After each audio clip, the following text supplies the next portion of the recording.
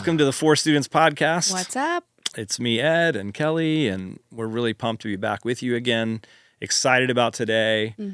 But before we get into that, I was trying to figure out, because we know a lot about each other's lives and kind of keep up and even share with each other, hey, have you seen this? Have you read this? Or like, oh my gosh, I went and saw this movie or whatever. But I haven't done a catch up with you, because this episode, interestingly, we're filming this for like 4 months Like after our last time we filmed one. Yeah. Like the last time was, I think, in October, and now it's middle of February. Yes. And so we finally turns out there's a lot more to starting a podcast than we thought, like as far as like details. Our positivity got in the way. Our positivity got in the way. That's okay. And editing and all of these other things. And even just the posting of them. Yeah, like where to post. It's a whole to-do. Well, didn't even know, like apparently, so we started an account on YouTube. And then started uploading videos. Well, then they're like, "This is a bot. Like, there's something going on here. You can only upload 2 videos a day." And it's like, wait, what? Yeah. I don't know. All these roadblocks, hiccups, whatever we didn't even know to anticipate that we ended up. But we're back.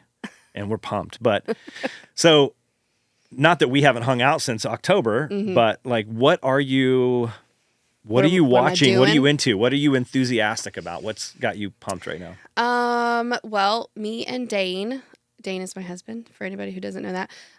We are super into a show that I actually know that you turned us on to the show. If you're going to say what I think you're about to say. Yeah. So it's a show called Traitors, and it's on Peacock, and it is Peacock. I could just do a whole commercial for this show. I love it so much because growing up, we played a game called Mafia. Yes. And it's kind of similar where, like, it's just a group party game where you pick 3 or 2 Mafia members. Everybody else is a townsperson. And then you kind of go through this thing of, like, killing these people off. Yeah, every night you close your eyes and people get killed. It's this whole game. It's so fun. Dane is the best narrator ever. It's so good. We've played it so many times. So this show is that in real life. Like, there's this castle in Scotland. Yeah. And everybody goes and they pick 3 traitors, or sometimes it's different. They pick an amount of traitors, and then at night, like these traitors just go and like kill. Like they have this little meeting in this castle turret. They kill somebody off, and then everybody else has to figure out who the traitors are. Yeah, that's really, so fun. Really fun. And they have challenges along the way to earn money. Yes. It's such a fun. So I haven't watched this most recent episode. So you guys are you're pretty good about having watch parties or like Dane staying with it. Dane is so good at it. He's like, it's Thursday. We have to watch. We got to watch this. Yeah. Yeah. So I haven't watched the most recent one. Yeah. But the last one we watched was a big one. So it was good. This season is really fun. Yeah. Because I think I've watched 2 or 3, or Jen and I have, because you turned us on to it. We've watched a few of them. Really, really cool. But yeah, fun show. One thing is that it only has 1 episode a week, obviously. So we were so obsessed with the whole thing that we started watching the UK versions. Yes, we've watched at least one of the UK, I think. Yeah. So now I think there's an Australian or New Zealand one too, or something like that. We're going to start that one next. I'm so excited. Like, I just can't more even get TV, it out of more shows. Yeah. And sometimes I'm pulling for the traitors, and sometimes I'm pulling for the faithful, just depending on who it is. Yeah. It's so and it's fun because when they have this round table every night, and when you kind of got to vote people off, you got to talk about who are we voting, and then people vote, and then the consensus. Like, I think this person is sus. I think this person is sus. And and then they have to stand in the circle of truth and say whether they were a traitor or a faithful before they leave. And it's obviously mostly faithfuls, almost always faithfuls. And they're like, oh, how did we get it wrong again? And and the traitor's like, dang, or whatever. No, that show's fun. And then I am super into, and I had a conversation in one of our previous podcasts with Evan about this show called Severance that's on Apple TV. I've seen that.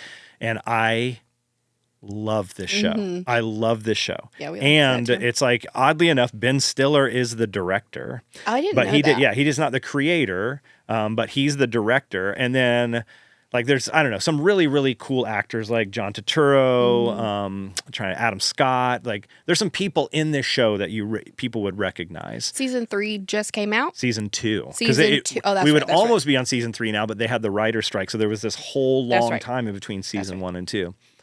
But season 2 just came out. So not only am I watching, I think I'm 5 episodes into season 2. But season 1, I've gone back and I'm watching it knowing kind of where it is. Yeah. And I've been amazed at all the cool little details. The little hidden things? Yes, like things I haven't done that. I will literally freeze frame, and Jen will come walking in, and I'm like standing in front of our giant Oh my TV, gosh. like trying to read on these little like notes and things. Oh, that's funny. And yeah, it's funny. Like, oh no way, that says this, and getting cool little clues or little Easter egg things is really fun. Before we start the second season, I'm gonna have to watch the first Yes, season I highly again suggest it. anyway because there's so much. There is so much. So many things information. happen, and it's just a cool concept. So Yeah. shout out Severance, shout out Traders. Yeah. What's been going on with your cool sweatshirt company there for students? For students. We have swag. We do. At least for the 7 of us, we have swag. For students has been doing awesome things. This is the first recording that we've had after we've started posting the podcast. Yeah, so the podcast is out. So we've actually seen how it's doing. 4 are out. got posted last Monday, Mm-hmm. and that's been really fun to see and hear. And I hate the way my voice sounds. I have never minded it, but I know when you hear your own voice, it's different. All the time, all the time I say that. The times that I've listened in the last week, I've been like, man, I should have said this. Or, man, that sounded so stupid. Why did I say it like that? I think that has to be so natural that people do that. Like, it's just, of course. It's like I paint and create art, and I've told many people this, but it's why I don't hang my artwork around the house, really, because you would change it. I would constantly see things. I would be like, oh, I wish I had done this, or I'd change this, or whatever. Right. But same thing, and after the fact, it's always so much easier to be like, oh, dang, it would have been so witty, or whatever. Yeah. But the reception has been really good. Yeah, it's fun. It's fun So that's fun. and we're hearing from people that it's meaningful and that some of it's helpful, and gosh, Whitney's story, So or whatever, good. so good. So we also just got back this past Thursday from a quick trip to Atlanta, yeah, where we met with the interns that are pulling off the next conference for Atlanta this year. Yeah. So not only are we going to have the Charlotte version, but we're also going to have an Atlanta version. And there's this incredible group of students and teachers and people that are kind of pushing that ball forward. So we got to meet with them. That was really fun. We got to see the space that we're going to be in, which is just incredible. it is incredible. So excited. Actually, bummer, but I think the Atlanta space is nicer than the Charlotte space. For sure. Even though the It's Charlotte so one, cool. this will be our 5th year doing this end of year conference for crazy. graduating seniors. This, just because of the tech and like the space, it's just an amazing space with like LED walls and stuff like that, and for our graphics, and I don't know, it's going to be really cool. But it was really so fun, so energizing to go down and talk with those students and talk with that team. And we spent like 3 hours with them. Brainstorming ideas to get students there and interested. And so it's really, really exciting. What a cool group of people. And then actually by the time this airs, in fact, tomorrow I will be on PD's campus doing introducing our program to their senior class. And then the following week, in about a week and a half week's time, we will be back on campus with our very first launch event at Providence Day School. So excited. So we're really, really pumped about that too. So there's so much going on. So many adding cool things. Schools, adding cities. Yeah, adding cities. Hopefully that's the only city we're adding city. I mean, not ever, but just maybe for now. Like it's like until we have more people. Yeah, we are tackling a lot of things. We're really trying to help all a lot of people. All good things. All fun things. We keep saying yes, and it's all good. And so far, we're doing okay. Our families are falling apart, and my mental health is pretty decent. We're in good spaces. But cool. Yeah, well, today is going to be awesome. I can't wait for everybody to hear from this gentleman that is on the podcast today.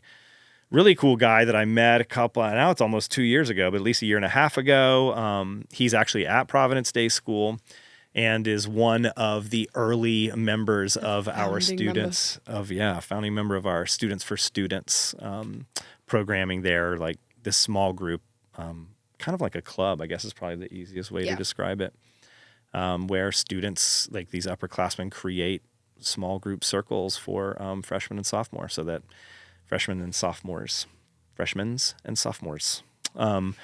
just creates these spaces for people who are in 9th and 10th grade. So that they know people that are ahead of them and have spaces, to have all these super like honest conversations that seniors and juniors are leading the way and are inviting them like, hey, we want to hear what you have to say. And we just say this again and again, because I think this is probably one of the most meaningful things is to know people who are in those grades ahead of you that like you, hopefully, or at Yeah. least pretend that they like you, and say what's up to you in the hallway, in the lunchroom, and in Looking the out for stands at the you. basketball game. And yeah, they're just looking out Yeah. for you. And that changes the way a student feels walking into a school. 100%. And it's no surprise that this guy is one that jumped right in, wanting to do that. Incredible small group leader, compassionate, kind guy. But then we find out just how driven this joker is. So much information. Yeah, so like we learned so much about not even collegiate. No. We learned so much about neighborhood swimming. There's a whole, like, apparently all these little cults all over Charlotte that swim in their neighborhoods and like fight it out against other neighborhood pools. No, it's not a cult. Yeah, clubs. Club swimming. We learned like recruiting process. The recruiting process. Yeah. When you are as good as this guy is at swimming, like schools come out of the woodwork. Yeah. Coaches come out of the woodwork, texting you, emailing you all the time, inviting you to come on trips, all of that stuff. And then we get to hear how this guy made his decision, and just a really, really cool story. And he's so open in the midst of all of it and so casual. You said nonchalant. Like, he is so nonchalant with his success. Yeah, I won. Yeah, he won't even say he won. I think I had to go back and ask him. You did have to say, like, how did that go? And like, I won I won that. Oh, okay, congratulations. I'm the best in the state at that. For private schools, he added that, one little caveat. But really, really cool conversation. We think you're really going to enjoy it. It's a fun look into not only just his world and a competitive swimming world, but also he's really honest during one part of it about what it's like to attend one of these high-pressure, high-performing prep schools here in Charlotte. That's probably like, prep schools in any city where you might be listening from. Yeah, it's just a high-pressure situation, and talks about his mental health, and I don't know. It's just an incredible conversation. So, yeah. We hope you'll really, really enjoy this conversation with Granger Bartee. Check it out. Well, Granger, it's awesome to have you here, man. Thanks for coming on a podcast with us. Yeah, thank you. I'm excited. It should be fun. It's really cool. I've never met you before 5 minutes ago when I walked in the door and I was like, hi, I'm Kellie. So I know you know things about Granger's story. Yeah, a little bit. I don't know anything about Granger's story. So I will be listening and hearing all of the things for the very first time, which is really fun. Yeah, it'll be good. Well, it's funny. Some of the stuff I want to know, even though you and I've had like conversations, because I met you, I was thinking about this maybe a year and a half ago. I think it was at the very first. That's probably right. Yeah. Yeah, small group leader training. Yeah. And that was the first year that your school was involved. And so it's like at Whitney's. Mm-hmm. And I remember people being like, I think afterwards, because you and I just chatted, and then someone afterwards like, oh yeah, that was Granger. Like, he's a big deal, like in the swimming world. And I mean, legit, like people were saying that. That was your junior year too. Yeah, that's right. Yeah. So it was funny. And I was like, oh, he was so like comfortable and kind of just down to earth. Like, I really loved chatting with him. And so you didn't give off the, like the too good for you, like student athlete vibe at all. So. No, I try not to. I try to just leave the swimming as a separate life a little bit. Like, yeah, I like that. That's cool, man. A lot of people would lead with that, just so you know. And you probably know some. I like to get away from it a little bit. That's awesome. Well, what were you thinking? Because we had a couple questions. No, I was just going to say, I really think it's cool that you were part of the foundation of Students for Students at PD. Yeah. Like, that is so cool that in a couple of years when it's grown so big, you're going to be like, I was part of I helped get that thing started. That's so cool. Yeah. That is cool. We'll get into that because I am curious. How did you end up with that? Which is like, I think an interesting question. Yeah. Like if it was Frankie or like who like kind of said, Granger, you should come and be a part of this. Yeah, I still don't. My mom was asking me that the other day because I was just a part of the pilot group, which I mean was interesting. I did not know what I was getting into, but yeah, it was like I got this random email and it was, you have been identified as somebody who would fit well in our pilot group, and it was like. Wow. They said they took stuff from teachers and students, which I have no idea if that's true or not. But I did the pilot group, had a lot of fun with it. Yeah, and then I got to join the lead team, which was super cool. The first lead team at PD. Yeah. So cool. And Frankie kind of led us because she was the only one who really knew what was going on. Yeah. But yeah, it's been interesting. It's been good. That is cool. So I want to back up and let everybody kind of get to know you. So I'm going to ask you just a couple of, I don't know if they're goofy questions or not, but some questions in general. I think that like lots of people will I don't know. These are the kind of questions I lead with because I think some of these things give me a better picture of somebody. Yeah. And so I'm curious what you would ask. But I think one of the first things, because I even said this when I saw you get out of the car about music, like, so first concert you ever went to?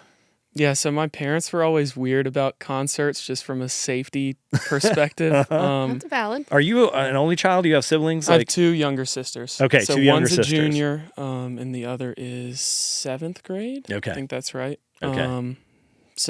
I hope it's right. She's probably going to Yeah, hear listen to this. this. I know she's What? 13, but I Okay, don't you know can't where remember that what falls grade in the she's grades. in? I think it's 7th grade. Sorry. That's gold. Sorry, sister. Yeah. But anyways, my parents were always just worried about safety at concerts, but Yeah. I've always loved music. Pretty much anything, to be honest. I'm really all over the place. But the first concert I went to was Zach Bryan.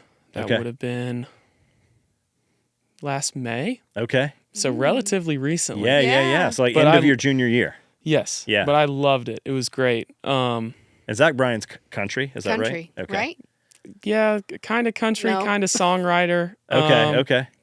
Which he has, Sorry, he has- Zach Bryan fans that are out there that I don't know anything about Yeah. Zach Bryan. But yeah, he has good music. It was Sure. a good one to start with. And then about a month later, I went to 21 Savage, which was Okay, that's very different. different That's from Yes, Zach super Bryan. I do different. but know a it little was- more about 21. it than was I do. very fun. But then Wait, when was that? How long that would after? have been A June. month. Okay, Yeah, so I went- June. Wow. So your Yeah. parents like, oh, he was fine. This Let's is send an him to another introductory concert. one. That's what made no sense was we're going straight from Zach Bryan to 21 Savage. Yes, just a that's little amazing. bit. Where was that show? That was PNC. Is that what it's Oh, called? okay, yeah, like one of the big outdoor pavilions. Yeah, kind of Zach places. Bryan was Greenville, South Carolina. Okay, cool. And so then this past year on Halloween, I went with some of my school friends and we went to Don Tolliver Okay, at Spectrum. okay, He's a rapper. yeah. And we were in the You've pit. had like a whole tour of Yeah. genre concerts in It's like the last all 6 over months. the place. But we were in the pit, like down on the ground, Wow. and which was. Insane. I am glad I am 6'4". I was gonna say, dude, you're pretty Because- tall. Did your friends, are they also tall? No, they're all short. So, So you like Like, lost them everybody multiple find times. two of the Granger. guys we were. That was That exactly would be what it me. was. Like Yeah. I That's get Kellie in lost a all crowd. the time. Yeah. I'm like, where's Look Ed? for Ed. Let's look for him. Like a Yeah, 'cause lighthouse. I'm 6'4" too. Yeah, so, but I felt like two of the guys I was always having to look out for so they didn't get swallowed up by the Just crowd. Yeah. It's just That's a lot of disappear responsibility. forever. dude, But that's hilarious. yeah, but I love music. I feel like I'm listening to music all the time. So like on your drive here, like were you listening to music or you podcast? Like, Yeah, always music. Oh, Podcasts okay. will put me to sleep. Oh, interesting, I yeah. like podcasts, yeah, but like being on them's okay, but like you wouldn't necessarily listen to them. yeah, I listen to them at home, but Yeah. it's much more of like a Like a chill thing. yeah. Yeah. If I'm driving, it has to be music. Mm. So on the way here, I was just shuffling like favorited songs. Okay. I didn't have a specific playlist I was on, but that's another thing I do. I make very specific playlists, Oh, interesting. Or okay. like you're feeling, like Yeah. your mood. Like this is what I'm feeling, and this but is what I very need to listen like to. oddly specific. Yeah, like, Like, oh, with like, very what is- weird names. Okay. Katie, tell us. Dare you share any So of these? like one playlist, I don't listen to it as much anymore, but like it started out as just songs about fire. Which is very odd. Very odd. But there's What's the emotion that's tied to that? Yeah. not arson, but Not arson. Cool. That's but all I needed to know. lots of Bruce Springsteen songs randomly have fire in them. Interesting. So it was a lot of Bruce Springsteen and stuff Okay. like that. Yeah. But yeah, and That's so it's just this wasn't for a project. This wasn't anything. You just Nope. said, how many songs out there are about fire? when I and just what need would to be happen if I made a pumped up. playlist? And are these public? Can people follow these playlists? oh, I don't know about that. I'm not asking people like viewers, No, I'm just saying. I genuinely don't know. Because I think that there's probably, I don't know. Because I'm one of the weird ones on Apple, so I don't know. Oh, like, okay. So this isn't Spotify. Yeah, Actually, I was so- literally going to say, when you're saying it was your favorited songs, I was going to ask about your Spotify Wrapped, like what ended up being your your most played genre. I don't know if Apple does that or not because I don't really use Apple Music. I was Yeah, I don't absolutely know. going to go look him up Yes, as soon I as this know. was over. I think last year Fire my top playlist. was Pearl Jam. I really like Pearl Jam. Okay, yeah, great. But band. like as I've said before with the other concerts, I'm very all over all the over. place. That's cool. So That's okay. yeah. That's awesome. right. Yeah, what do you want to know? What's the question you're thinking about? Kel? When you're going on a trip, do you want to go somewhere cold or somewhere warm? Warm, always. Warm always. I So do beach not, over mountains like every time, always. pretty much. Always. I do not do the cold, and obviously water. Yeah, I like that's right. water, but yeah, that makes sense. yeah, always warm. Nowhere cold. Yeah. That was kind of what I was thinking about with my college choice too. Oh yeah, that's do- interesting because you had a yeah. couple choices. Mm-hmm. Although you had some choices that were much warmer. We'll get into that. I'm Yeah. curious. Yeah. That's funny. What about food wise? Like, what is your go-to food? I love seafood. There's definitely a water There's theme. definitely a theme You're like here. Aquaman over here. Although I don't think he eats the seafood. He's friends with him. But go ahead. I really like Mexican food. Okay. Same. That's my mom and I's favorite. That's but, awesome. Yeah. What's your dish? What's that? What is that when you go there? What do you order? Anything with rice. I just Okay. really like Mexican rice. Oh, yeah. I'll eat tacos. I'll eat a quesadilla. I'll eat a burrito. Pretty much Yeah. anything. So All the good to me. sampler. Mm-hmm. Por favor. All of it. Yeah, all of it. Yeah, And don't touch the plate because it's really hot. that's right. That's right. We have learned that. We have learned that. Well, dude, so I think everybody, we want to hear your story. I think people want to learn about you. I really want to get into some of this stuff, like what was it like to get Students for Students started? Because for people listening, they might know, might not know, we have this, part of our organization that tries to create, these kind of places of belonging for high school students where middle, I guess it's freshmen and sophomores, are led by juniors and seniors. I want to hear about this because it sounds like you were at public school and then in high school kind of, transferred into this like big private prep school here in Charlotte or whatever, and what that was like. I want to hear about like what it was like to be recruited for swimming. So we'll get into all of this, but I think like go back and just tell us a little bit about like growing up. It sounds like there's a pretty big gap. So if you're 18 and your youngest sister is in 7th grade is like, how old is that? Like 11 She's or 12? 13. Oh, So wow. 5 years. Yeah, so 5 years. So I guess that's not that big of a Yeah, gap it's between youngest and oldest. But yeah, what was it like growing up in the Bartee household? So I have two sisters. One's a junior, one's 7th grade. So I've always been really close with my sister who's a junior, just because Being we're so close. so age. close in age. Yeah. And then I'm very similar to my younger sister, so we're also very close. And we like to gang up on our middle sister Oh, funny. and Okay. when we That's fight. fun. But What do you yeah. guys fight about? Like what are the fights? all kinds of stuff. Mostly who's right in any situation. I feel like Like a debate, you Same. mean? it's a lot of Okay. what we do. Information. But yeah, so growing up, I went to public school. Locally Played- here in Charlotte. I was born in Charlotte. Okay. Always lived in Charlotte. You're a rare thing, man. I know. I'm Yeah, very there's- boring in that. Well, no. I don't scenario. mean boring. I mean like among adults. I am too. Yeah, and I'm I'm Charlotte not. And native. most of the adults that I know aren't from Charlotte. There's so many people from other places here. But yeah, my mom is from Alabama. My Okay. dad is from Clover, South Carolina, which is an hour from here, Okay. across Lake Wiley. Oh, okay. But yeah, so I've been in Charlotte my whole life. I grew up going to public school, playing lots of sports, and really just didn't know what sport I wanted to do. I was playing travel baseball and doing summer swim, like for the neighborhood pool, which was a lot. I would go from practice in the morning straight to baseball practice, and then on other days I'd go from swim practice to baseball tournaments. It was just a mess. And then And starting at how old are we talking? 7, 8, 9, 10. Okay, so Already I starting was 7. going full Wow. steam. Yeah. And clear this up for me because I think a lot of people listening, including I'm listening and I'm kind of want to know this. When you say your neighborhood swim team, that sounds like that's an interesting thing. It's a and Charlotte thing. Okay, yeah. Yeah, So it's- I want to it's hear huge because in I mean, I'm Charlotte. it sure sounds like there's an other English places that it's like English pubs and they have their own soccer teams. You know what Yeah. I mean? That's kind of what I'm picturing. Yeah, but it's so- your neighborhood pool. Yeah, or so something, or- the neighborhood I grew up in, it was, I guess technically not my neighborhood pool, but I grew up swimming for Old Georgetown. It's Okay. a neighborhood here in Charlotte. Okay. And I lived in Beverly Woods, which is the neighborhood across the street. Okay. And so I started doing that at 5, and my Wow. middle sister was 4, and we started together. Wow.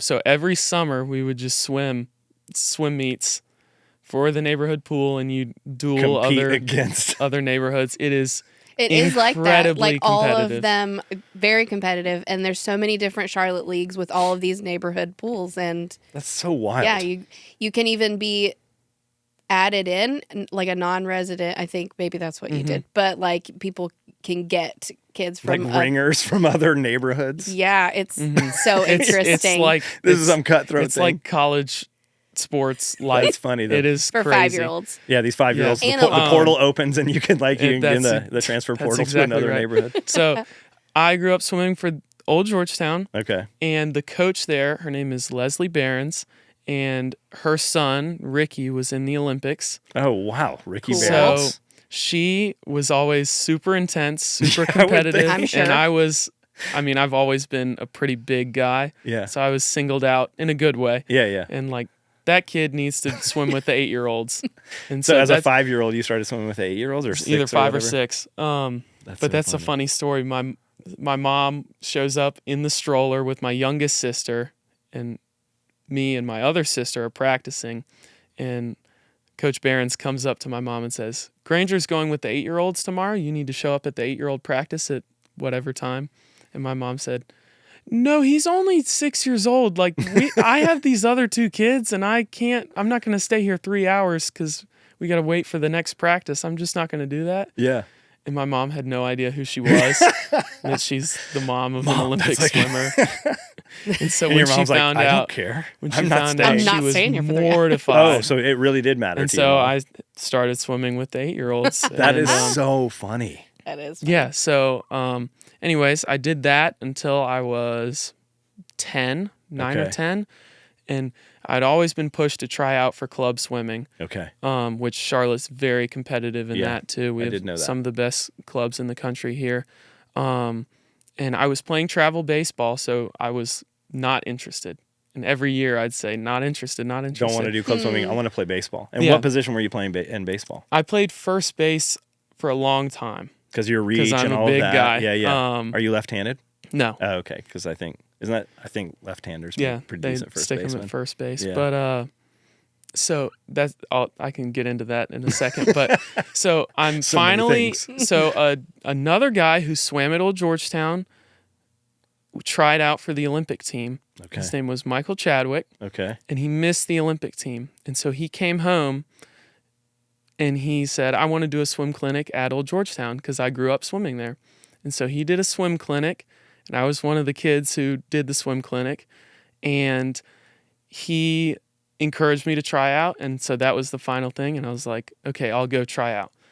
This And- super cool guy who was Yeah. almost Yeah. would just barely miss being an Olympian. And said, "You should funnily do this." enough, we are really close now. He's mentoring me, and Oh, he that's awesome. leads That's so my youth cool. group. Oh no way! That's really Which cool. is super That's small so world full that circle. it's come back That's to that. really cool. Yeah. So anyways, finally try out, and I make swim mac. And so I started swim mac in the fall of 2016 because it's after the Olympics. Okay. And I'm doing that and playing travel baseball, which I would not recommend doing. No. It is a lot. 2016, 9 So I think years at that ago. point I was practicing 4 times a week, which is still a good Like- bit, and also practicing baseball 4 or 5 times a week. So it was a lot. So your But- mom went from saying, "I'm not sticking around for, For 3 hours to like, to like let's do it living all the at the time. pool and living at the baseball Yeah, diamond. it was a lot. And so that was funny about my position for baseball. So when I started swimming, I was always really slow because I was big running. Yes.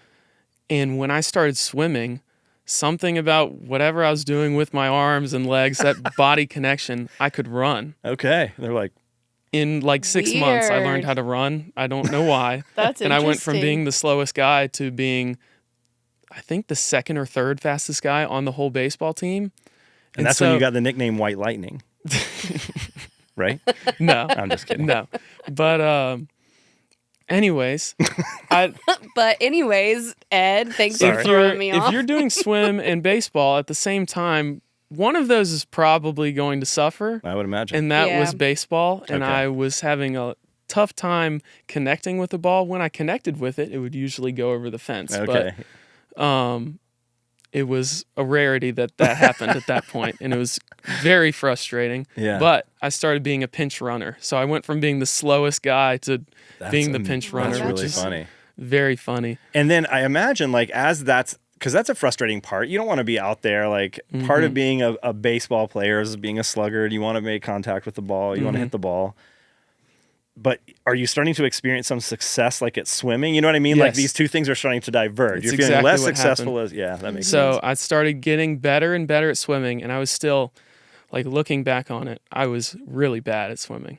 I was Really? I could do one event, and that was the 50 backstroke, and that was all I could do. And so at one point, I got to the highest group for 11 and 12-year-olds because I could do the 50 back. I could do the 50 back at the state level, and then all my other events were like bottom of the barrel.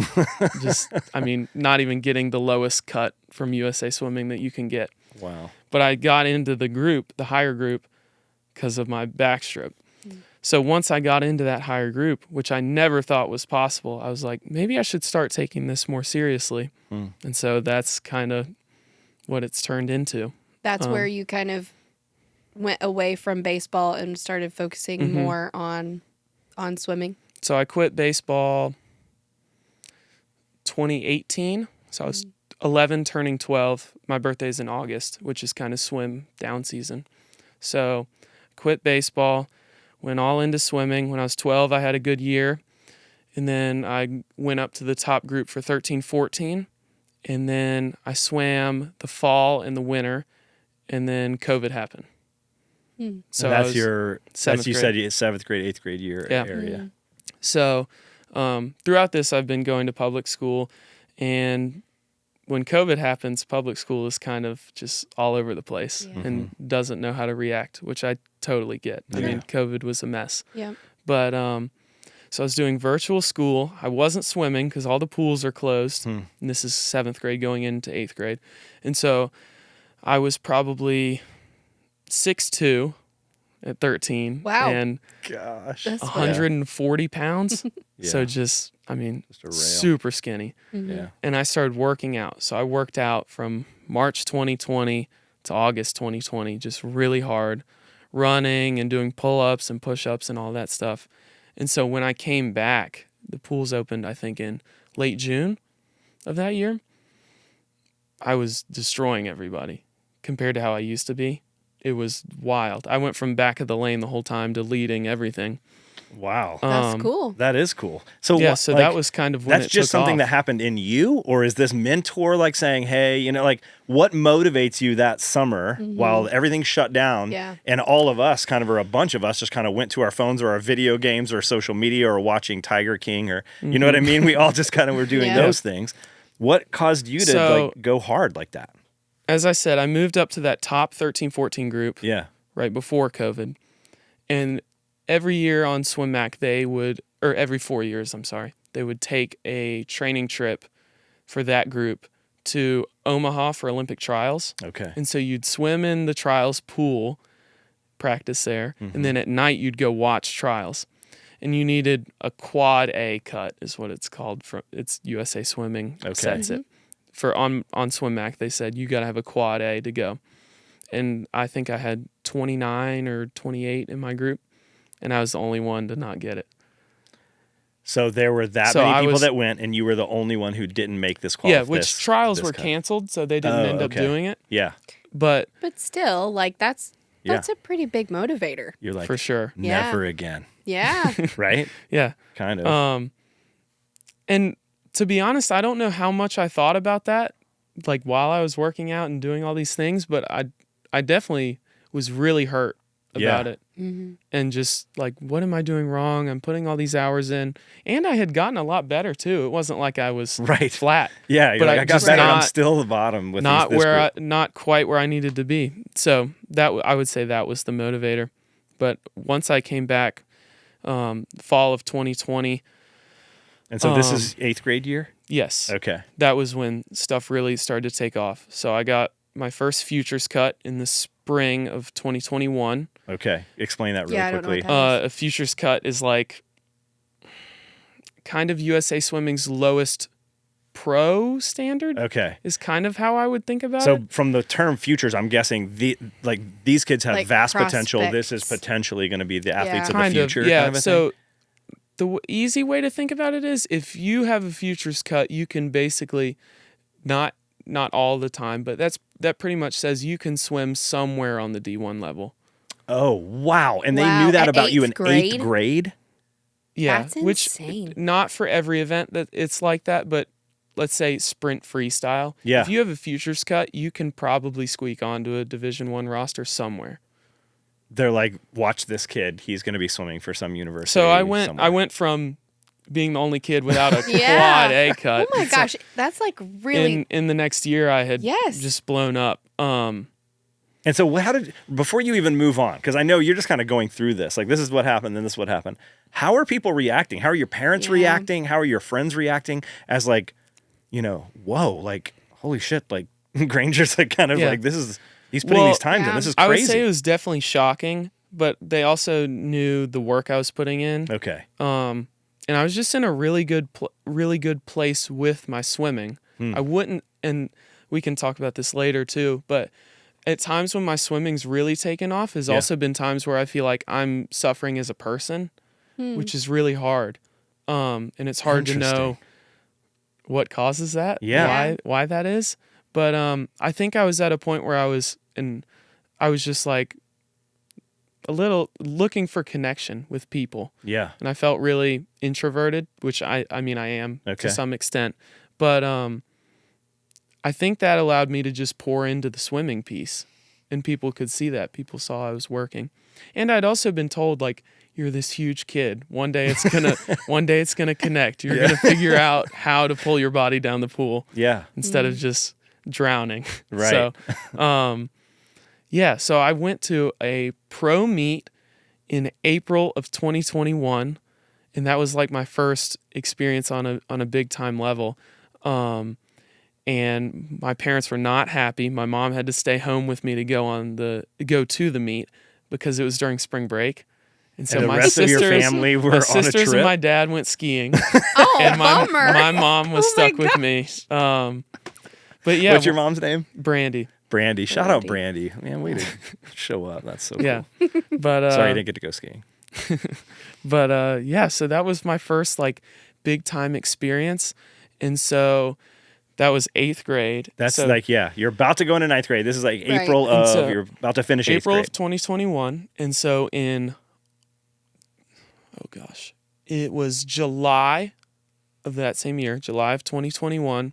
I'm swimming at zones, which when you're 14 and under, zones is a big deal. They take the top 8 swimmers in North Carolina and you go and compete like North Carolina, South Carolina, Georgia, Florida, Mississippi, Alabama, Tennessee, and Texas. Okay, they're all competing against one another. So you're basically 8. representing North Carolina. Carolina. Okay. And it was an awesome meet. It was in Tupelo, Mississippi. Okay. And I really wanted to get a summer junior nationals cut, which Okay. summer junior nationals is 2 steps up from futures. Okay. Most people, I would say, are shooting for that their junior year of high school. And I ended up getting it my 8th grade year. And so it just kind of took off from there. So you haven't said what your results were, and at times we wouldn't understand that. But obviously, like the event before this, the one that was in April that you talked the about, that first your pro mom, one. like decided not to go skiing so she could go do this big time pro stage. Then again in this event in July, you said you obviously did really, really well. So like how is it a placing or like I had the state record. I might still have it. I'm not sure. In the 100-meter back. Oh my gosh. That's crazy for North Carolina. For 13-14 guys. That's crazy. Okay, so Yeah, so again, it your was- And that humility was- just continues. Like he's not going to tell us. It's so nonchalant. Yeah, so that's cool. That happened at the April one? No, sorry, No. July. Okay. Okay. But obviously the April one was good enough so that by the Right. time July rolls around, you're expecting a big result, or at least you think you're And the capable meet of it. before, actually, in July, I had a meet 2 weeks before, and it didn't go well. I was really upset. And so I went from that, and I was like, I'm going to light it up. I am too mad. I'm too upset about what happened. I'm going to light it up. And so I ended up there's getting... definitely a theme here in is that like dark place? this like well, this like failure or perceived failure, like literally pushing you to like do records and things. Yeah. You know? For sure. And that's 2 weeks later. again, that's I would like it to be, oh, I'm super positive. Like this is how I'm going to be successful because I'm super positive. But some of my best practices and some of my best races have come from just me being really mad or really This upset. deep inner rage or pain. Yeah. Which I would like to get away from, but yeah, I mean, we've talked a little bit about that. We'll get to that again before we wrap up, because you've told me that, yeah, man, I don't want to have to go to a dark place. Maybe we should just talk about it now. Like this idea of like going to a dark place to have this energy and this drive to do these incredible, feats, these so things. much of my freshman and sophomore year was that same way. I continued to get faster and faster and faster. And at the time my sophomore year ended, recruiting starts June 15th after your sophomore year. Okay. That's the first time colleges are allowed to contact you. Yes. Is that right? So they can like follow you on Instagram or Sure. stuff like that, but they can't really reach out to you yet. Okay. And so that all starts June 15th of your sophomore year. So I had continued to get faster and faster, and I felt like, and we've talked about this, like the school situation, but I was not in a good place mentally at all. Will you elaborate just a little bit? What do you mean? Yeah. Well, I feel like I'm jumping timelines, but No, anyways, okay. I went to PD my freshman year. I was new to PD. So that's a local Okay, prep so school in from Charlotte. public school up until then, COVID, and then made a switch to PD. Thought you were going to South Meck, maybe. Parents thought you were maybe going to go to South Meck. End up at Providence Day School. Brand new there. This is a K-12 school, right? Prep school in Charlotte. A lot of those kids have gone to school together since kindergarten. Yes. Right? So you're showing up for the last 4 years of the 13 years these kids are together. Freshman year also is like, that's so intimidating. So much change. Yes. And, so not sure where to start, but I remember very distinctly the night before my freshman year, I was laying in bed and I was thinking about like what I wanted, how I wanted it to go, how I wanted my first day to go. And I've always been fairly quiet, fairly introverted when I'm meeting people I don't know. And so I was really worried about that. And I had basically not been going to school for a year and a half because of COVID. Yeah, that's right. That's right. And so it's like the first time I'm back in society a little bit. Yeah. And so I remembered laying in my bed and I'm like, I am going to be this. I'm going to talk to all of these people. I'm going to be friends with all of these people. I'm going to be friends in all these groups. Everybody is going to like me. That's what I'm chasing and that's what I want. Yeah. And so I went into it with that mindset, and a lot of it was like acting.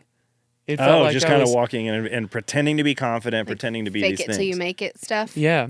And I got to a point probably midway through second semester, and I was tired. Yeah. And I mean, I'm swimming all the time, so that's a drain too, but Sure. I was tired and I was working hard in school, and I couldn't keep up that persona. And so I had a good group of friends, and I kind of just pushed them away. And I was like, I'm going to draw back. I'm going to do my own thing. And so a lot of what I did at school was just me going through the motions.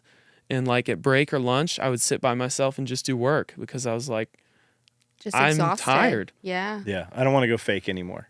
Yeah. Kind of a thing. And did you know anybody? So the swimming community, like you said, it's a big deal here in Charlotte. Are any of those swimmers like at PD with you? Did you know anybody? My best friend went to PD. Okay. He is now at Georgetown swimming. Okay.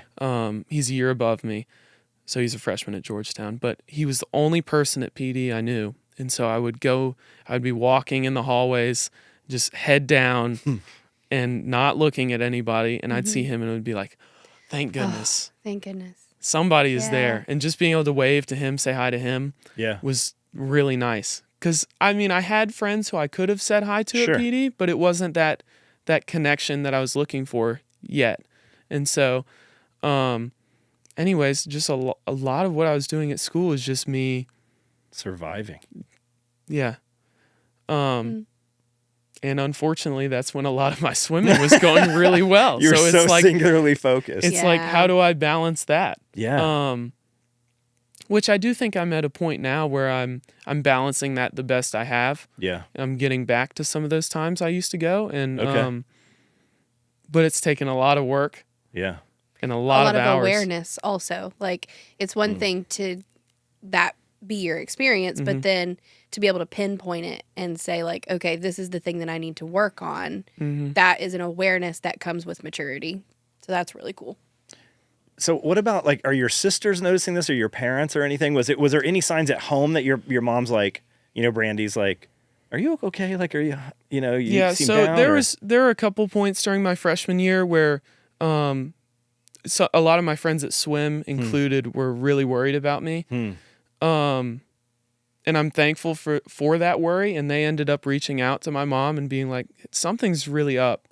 And so I ended up going to therapy for a good bit. I didn't know that. That's cool. Yeah, and I would say it helped, but I also got to a point where I was like, I don't want to keep rehashing this and continuing to talk about it. Like, at some point I have to move forward. Yeah. Which, looking back on it now, I've recognized that I take a long time with things. Yeah. And working through things takes me longer than other people. And so I think a lot of that frustration and wanting therapy to end was just like not recognizing how long it takes me to work through things. I should be over this by now. I'm done talking about this. I should feel better by now. That makes sense. So I probably did that through freshman year, and then maybe twice sophomore year, and just kind of gave it up. But was there anything before you moved past that? Was there anything that you found to be helpful that your therapist taught you, or that you remember learning during that time? I've always been one who connects better with adults anyway, which is super weird about me. I don't think it's weird. Yeah. Just a lot of times, and this is what frustrated me originally at PD, was kids get so caught up in competing in the social kind of climb. The strata, and the hierarchy with that, and it's like, that's tiring too. Yeah. So tiring. And so when I'm talking to an adult, they're not worried about a social climb. Yeah. Most of them. Some still are. But those coaches. Yeah, I could go to an unbiased person and just talk. Yeah. And talk about what was going on. Yeah. And that was super helpful for me, just having somebody to talk to, because a lot of what's going great right now is I have so many connections with so many great adults like you two, and Whitney and people like that.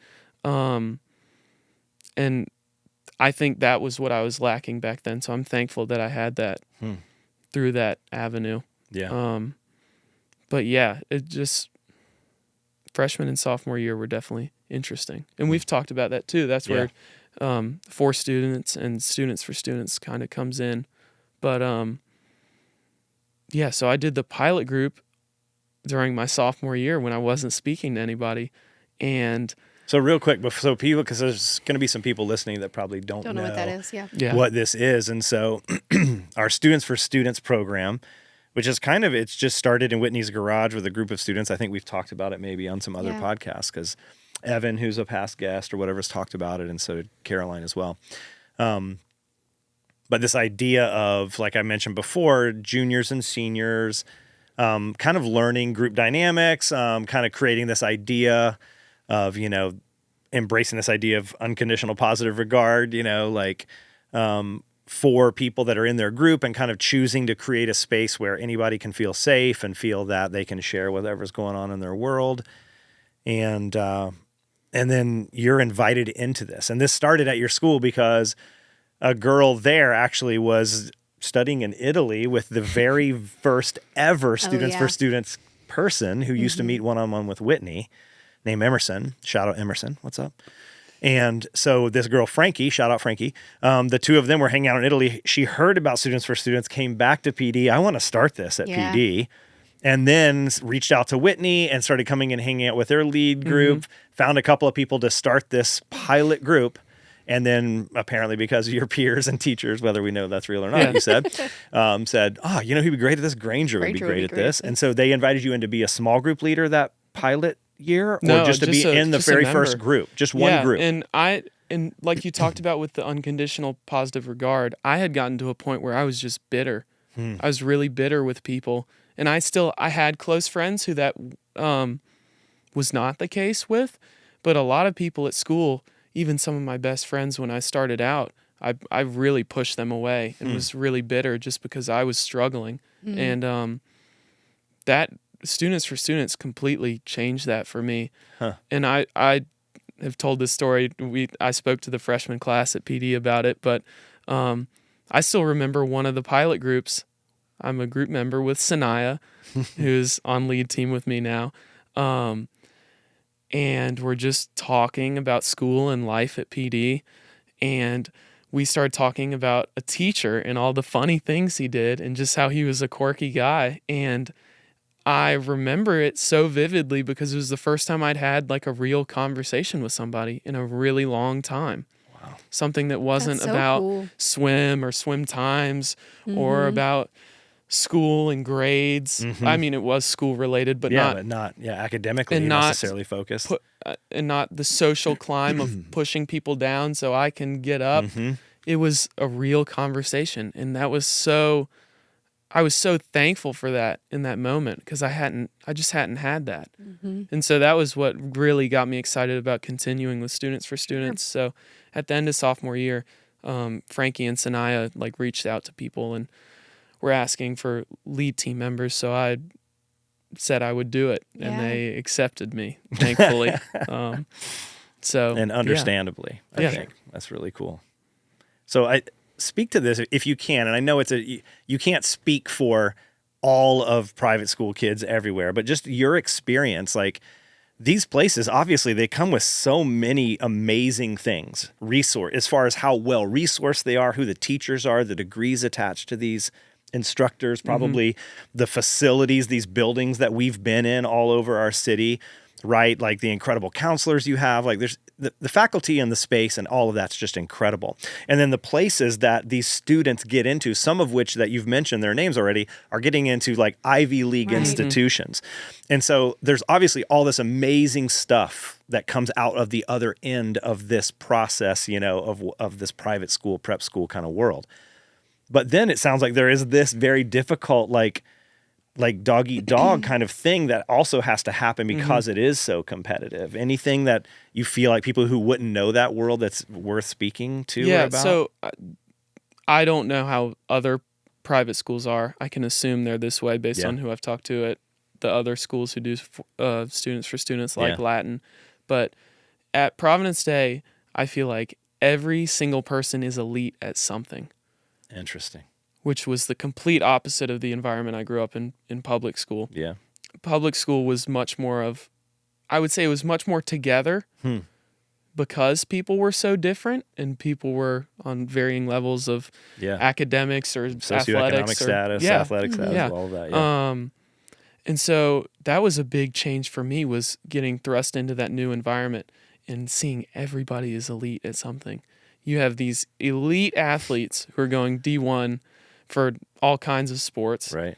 You have these elite smart people who continue to blow my mind as I'm currently struggling through AP Calc and having no idea what I'm doing. And then I have people who play games the whole class and then get a 98 on the test. And it's like, these people are insane. But and so you have sports, you have academics, and then there are elite people who are social. Elite social skills. Like the leaders of the group. Yeah. So you have these people who can, I feel like, whip up these congregations of people to follow them, which is cool. I think it's an amazing talent. Yeah. That was definitely not the group I needed or wanted to be in, just because that was tiring for me. Yeah, I was going to say, that's a lot of energy. That some people are not that way. Some people thrive that way. But finding your footing in that environment, I think, is very difficult. Yeah, that sounds that way. Just because it's so competitive, whether it's in school sports or social, any of those. That's the easiest way to describe private school. And most people divide their social groups based on that. Yeah. And I think that's what's been interesting. And I'm so thankful. Anytime, it's funny when we bring guests on, we don't bring guests on to like run commercials for Launch Program or for students or whatever, but because that's generally how we've known, the student guests certainly that we've had on so far. But this idea of students for students is interesting in that in a lot of these groups, you are creating groups that aren't typically like these homogenous groups of all athletes or all, like They're these very academic diverse people. groups. Yeah, they're diverse in those elites. You have different elites kind of meeting together or whatever. At PD, and it's the same at our other partner schools too. So I do appreciate that aspect of it. But you said that something began to change for you come that probably that summer or whatever after sophomore year when colleges start reaching out to you. That suddenly you did start get some attention because you start getting recruited. It was a crazy time. Yeah, and this is something I don't know a lot about. You hear things, you see movies, but I mean, I know that it's also always changing, and the rules are always changing about what coaches can do and what tours include, and I can't even imagine what like these D1 football schools are doing for people or basketball or whatever. It's got to be insane. But maybe the swimming recruiting is wild too. Maybe they're throwing all kinds of parties for you guys and stuff too when you show up on campus. I don't know. But what was it like between sophomore and junior year for these coaches, start reaching out to you? What was that like? It was a crazy summer, and I feel like I grew up a lot that summer, which, not to say I was immature before, but it was just like, sure.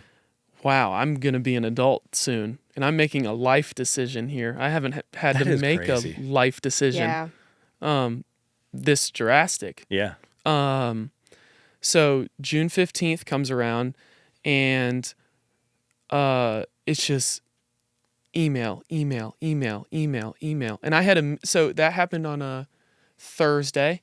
June 15th was a Thursday. I still remember that. That's crazy. That's so funny. I swam a meet Friday, Saturday, Sunday. Okay. So I'm getting all of these emails Can't even get back to while I'm driving up to the meet, and I'm sending email after email. Sorry, I can't talk. I have a meet this weekend. I will get back to you on Monday. And just copy paste. It's absurd. And literally, I got emails at 12 a.m. on June 15th. Wow. So do you remember who your first email was from? That's really cool. What school? Can you say? Well, I don't know. Yeah. But yeah, so it was a crazy time. And I would limit myself and say, okay, I'm only going to take 4 calls today. And that was limiting it. And so I'm doing 2 practices a day the whole summer as well. So I'm driving up to Huntersville, practicing for 3 hours in the morning, driving 30 minutes back home. Then I'm taking 4 calls. Then I'm going back up to Huntersville for 2 hours, then driving home. And that's the whole summer. Full-time job. And wow. So at this point, when all this college stuff is going on, is school after school after school. They're making demands of me, obviously, because they have their bottom line and they're trying to recruit, and they have to know what I'm doing, numbers? So they know, do we go after these people or not?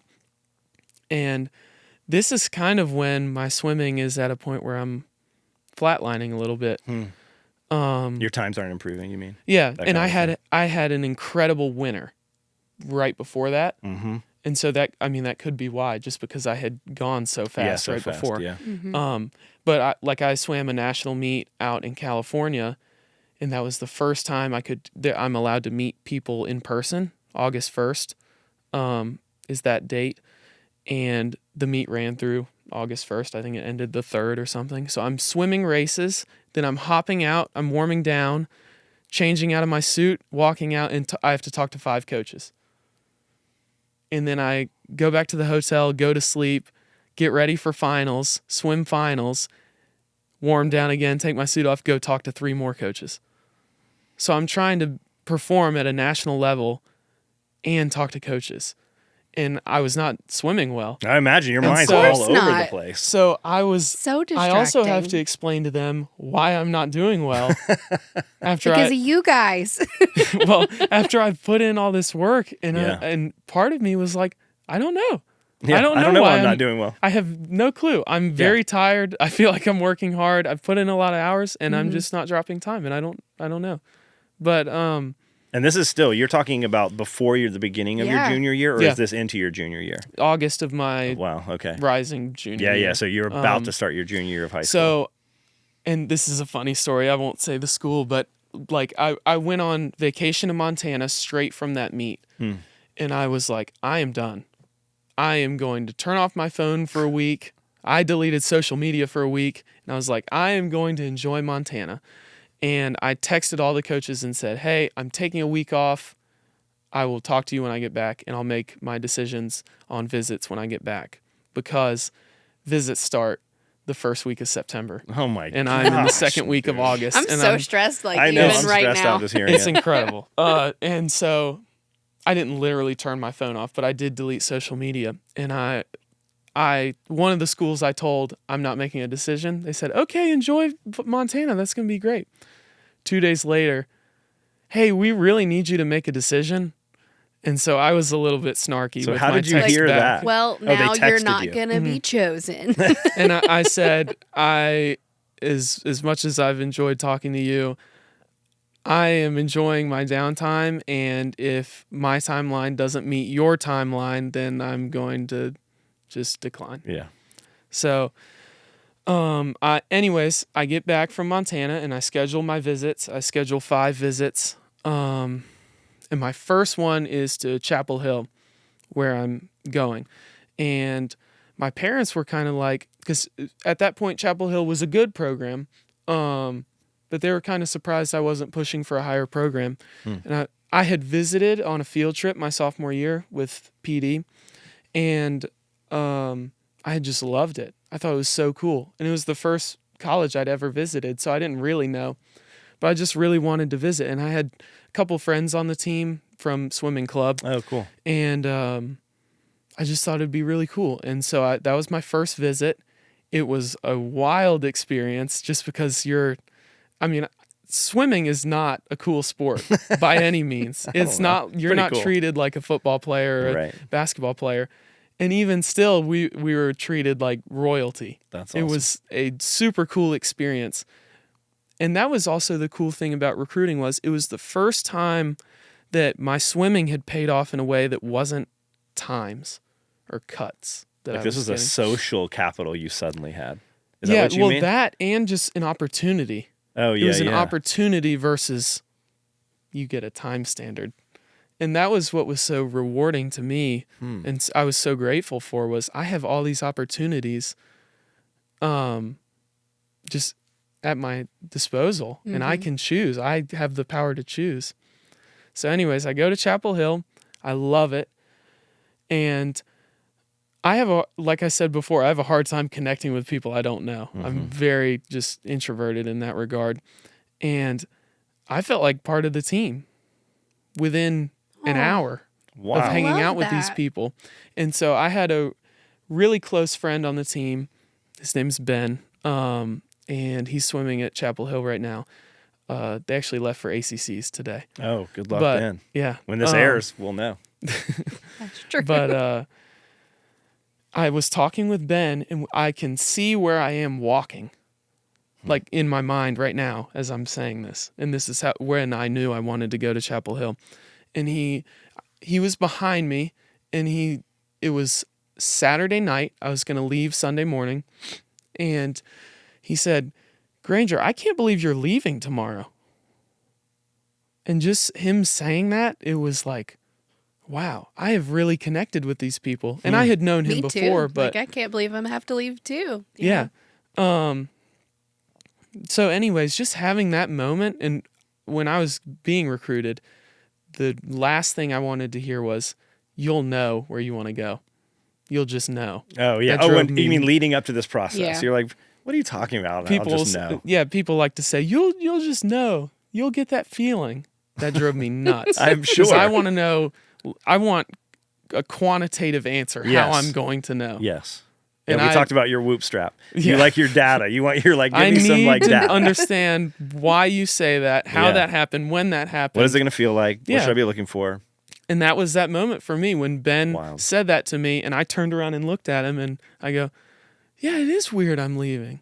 And I remember it because the bell tower at Chapel Hill, very famous, was diagonal to the right from me. And we're walking on this narrow cobblestone path. And it was just a very cool moment. That is cool. That is So really real cool. quick before you go on, because then I want to, because you turned down obviously a whole bunch of other schools if you did end up, in fact, this choice to go to UNC. What did the guys do that made you feel so like welcome that you belonged? Like, what do you remember? Like, it what was was just it? real, which sounds corny, but they were real people. And I had And it was fun again with more of those like Sanaya conversations, just Like regular, authentic. like authentic conversations. And that was Yeah. something I talked with coaches about throughout recruiting. Was I wanted a place where I was going to have a family like I had on my club team, and have close relationships and be able to have connections and have it be real. Yeah. It's not fake or performative or whatever. It's a real thing. And so that was the place. And I had 2 other great visits. I had scheduled 5 total visits, and I ended up canceling my last 2 because I was exhausted.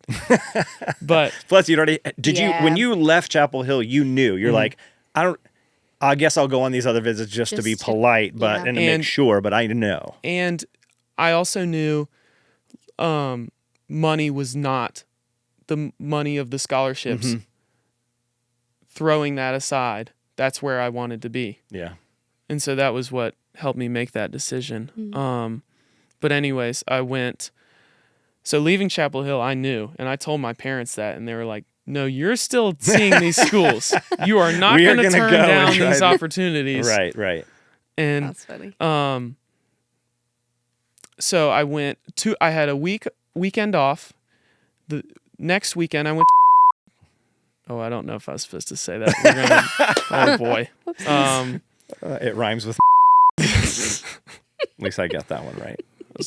Not planning on saying that. The very next weekend after that, I went to Auburn. I can say that because that's where my sister's going. Okay, very cool. Oh, your sister is going to swim for Auburn? Yes, That's so she's cool. verbally Congrats. committed. Oh, that's so cool. awesome. Yeah. Dude, freaking bunch of fish in your family. And then I was supposed to go. I got back from Auburn, and I told my parents, I am exhausted.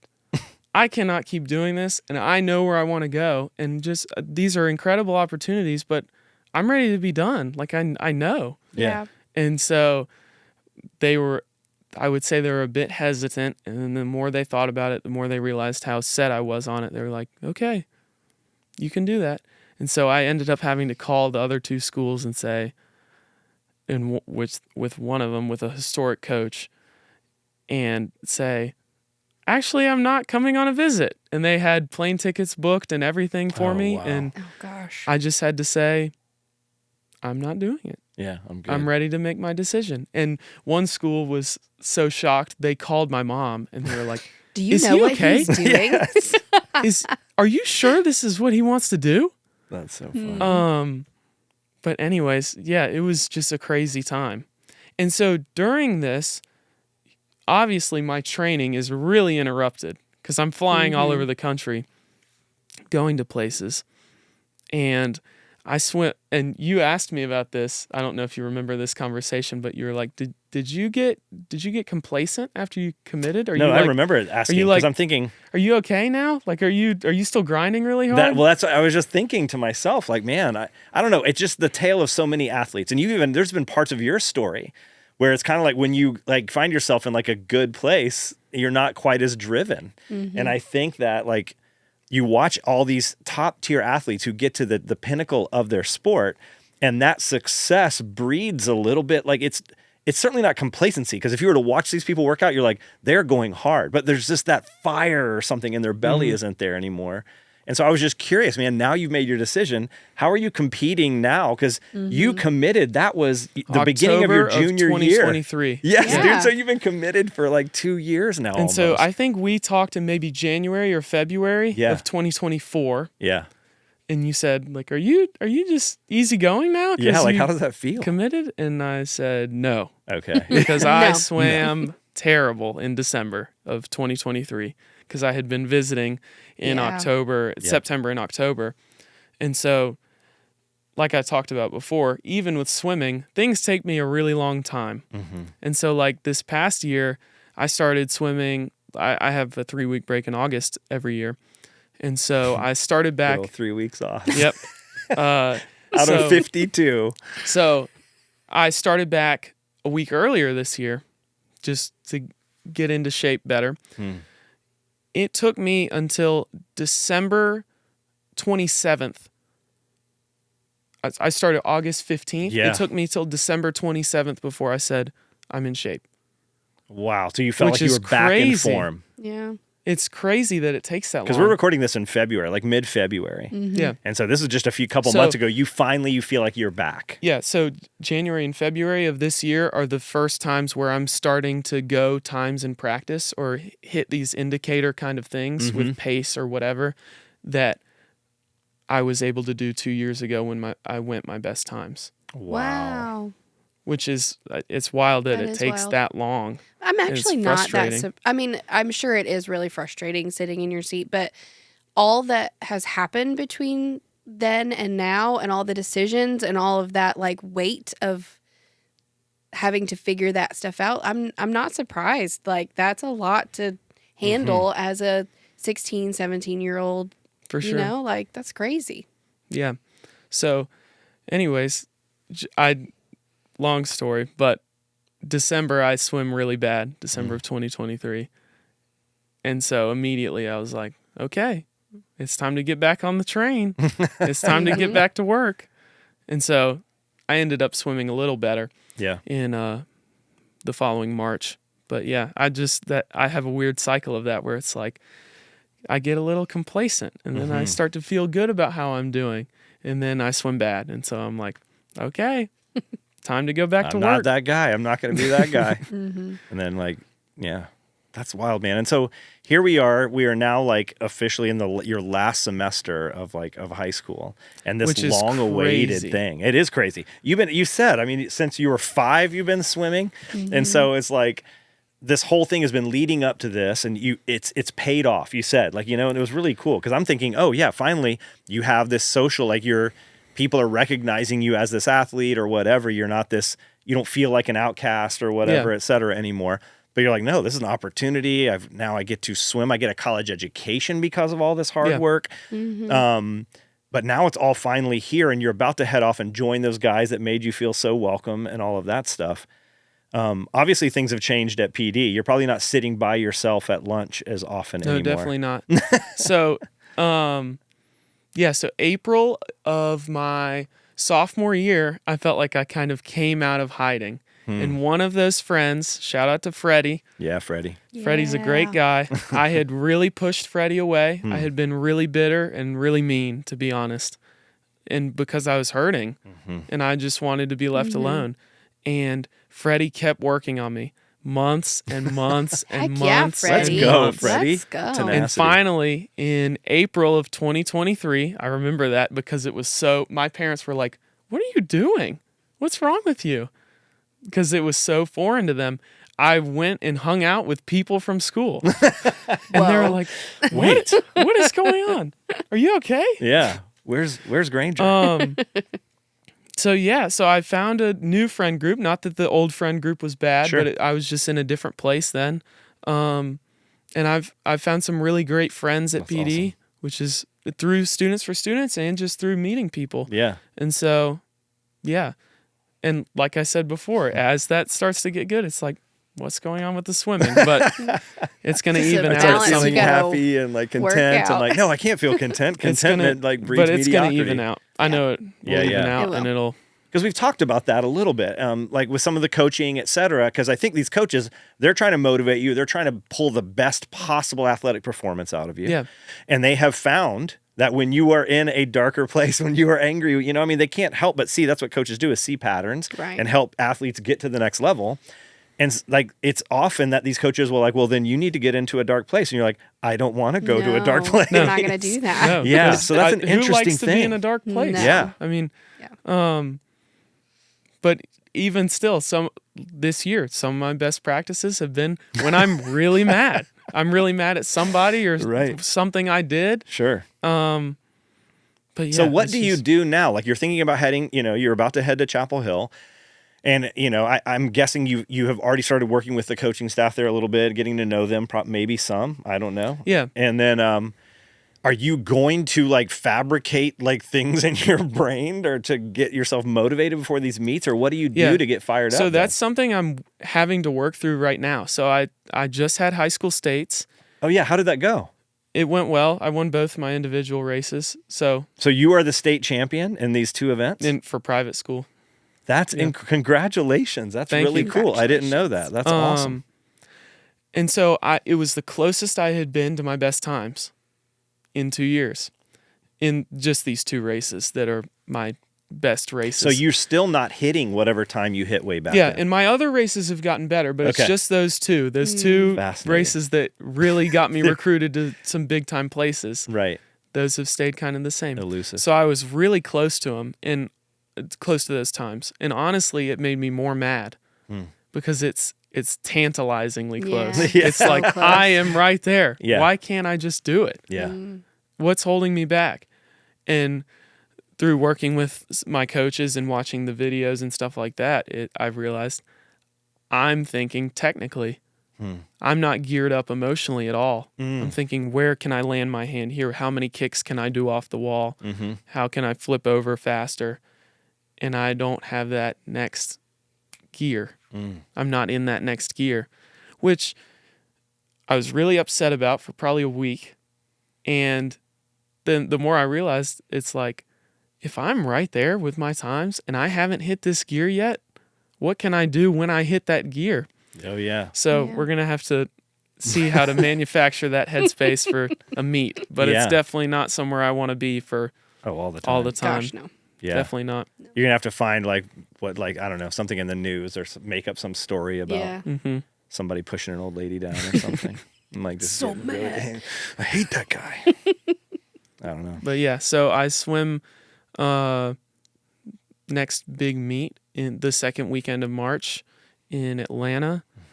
And I'm really hoping I am going to do really well. That's awesome. I'm going to see how fast I can go, and I'm just going to race, and we're going to hit that next gear. Sweet. Dude, I can't wait to hear about that, man. I know. That's awesome. Your whole story is really, really cool. It is really cool, man. Thanks for being Thank so you. open. It's been a interesting ride. Well, it's a journey, and there's so many details. We have such a short time together, and it's like, man, I would have asked so many questions along the way, and so when we hang out, hopefully we'll still have opportunities to hang out when you're a big time, collegiate swimmer, not just a big time high school swimmer. Maybe we'll have those convos. But so what is in this next phase, what are you worried about? Is there anything that you find yourself thinking about, other than swimming or times, or maybe that is the only thing you're really worried about? Yeah, swimming is definitely a worry, but it's also something I feel like I can control with effort or technique or whatever. Yeah. But I would say just being in the next step of my life is what is daunting to me, which I know I'm ready for. I know I can handle it through what I've been through. But at the same time, it's like, I have to find a job. I have to find someone to marry. I have to start a family. All of these things. Yeah. It's like, and I know I'm still young, but those are things in the back of my mind. Like, what if I don't figure out any of those things? And so I think this year has been good for me. A lot of the guys I swam club with, they graduated this past year. And so they're already there doing what you're about to do. So largely, it's basically me and one other guy in that group that are still seniors. And so we're kind of waiting. Yeah.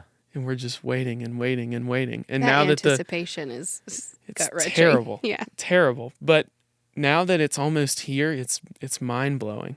And so I think this year has been very valuable for me, just getting myself right before I have to go make those things, make those decisions, move into that next chapter, which has been hard.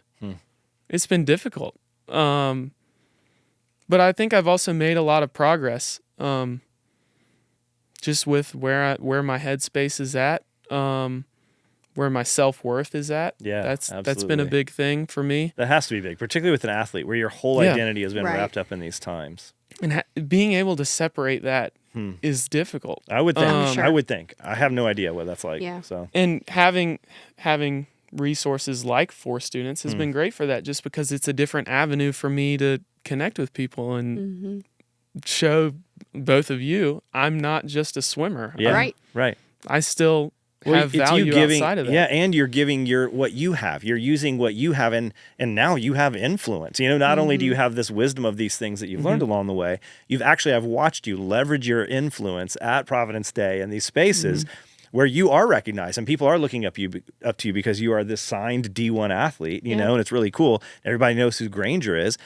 But you're so kind and cool to them, and you create space and you create time to speak to these people and to lead groups and to show up and speak to the freshman class. It's like, no, man, it's like that, I think, is a sign of character, is a person who's willing to use what they have at their disposal for the benefit of others. And I watch you do it. And so that's partly why I love talking to you, and why when we're at these events together, I want to go hang and sit with Granger and catch up and hear thank what's going you. on. It's definitely taken some work to get to that point. Oh, certainly. Well, dude, for all of us. Yep. For all of us. Yeah. So then what are you most excited about? That's the last question. I'm most excited to be with a team. Yeah. Club swimming, I'm on a team. Sure. But it's mostly individual focused. Well, you're also all at different schools. You're all coming together for these events. You're not hanging, rooming, that stuff together. But Chapel Hill, and I was up there in September of this past year, and just for 2 days, and it was like, oh my gosh, I am so ready to be with these people. Be here. Yeah. That's so cool. Because they're fun, and they're together, and they're wanting something more. Yeah. They're wanting to build to something more, whether that's as people or as swimmers. Yeah, probably both. In places I visited, they were focused on one and leaving the other out. Yeah. Or they're whatever. So I think it's going to be great, and I'm really excited to just be a part of a team. And as scary as it is, I'm also excited to just be on my own. Yeah, find out what that's like. Yeah. Which will have some bumps in the road, but it's going to be fun. Dude, well, one thing I'm really pumped for you is that you are walking into community. Like, we just know, and we talk about that all the time. I mean, that's what we're trying to do, is create really, really important community for people. But the fact that you're walking into a team and you will have instant community when you get there, that's just a game changer. A game changer for people's experience. We talk about that again and again. But I don't know, man. I think also all those decisions that you kind of threw out, that you and I know the way you process, and this data-driven person and so intentional, those things come one at a time, obviously, and then if all else fails, I know for a fact. What's your dad's name? Bailey. Yeah, Brandy and Bailey, you got a spot. Like, if you don't make it, you can go back and you can chill with them until you get those questions answered. But man, super cool to have you on the podcast. Thank you. Yeah, it's been great. Genuinely, thanks for saying yes and coming on and opening up and sharing with all of us. It was really cool. Yeah, for sure. Thank you. Yeah.